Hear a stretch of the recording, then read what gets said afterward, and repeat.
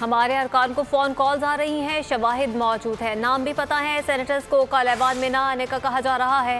شاہد خاقان عباسی کی نون لیگی سینیٹر کے ہمراہ پریس کانفرنس، بار بار کہا جاتا ہے کہ ہمارا سیاست سے کوئی تعلق نہیں۔ ایک بار پھر چیئرمین سینٹ کے الیکشن کو متنازع کرنے کی کوشش کی جا رہی ہے۔ احسن اقبال نے کہا کہ عمران خان کو ملک پر مسلط کرنے والے اللہ سے توبہ کریں۔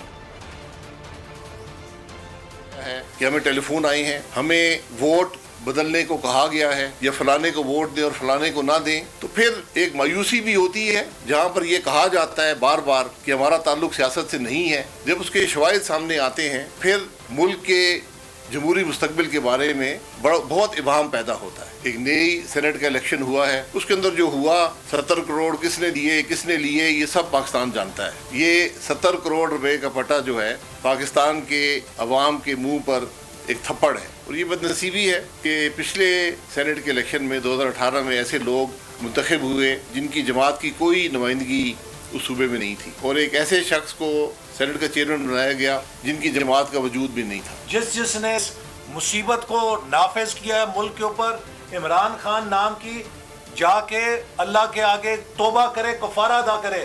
یہ 22 کروڑ عوام کو تباہ کر دیا ہے۔ کہاں وہ 5.8% ترقی تھی، کہاں آج ہم ذلت کے اندر آ گئے ہیں۔ کشمیر ہم نے کھو دیا ہے۔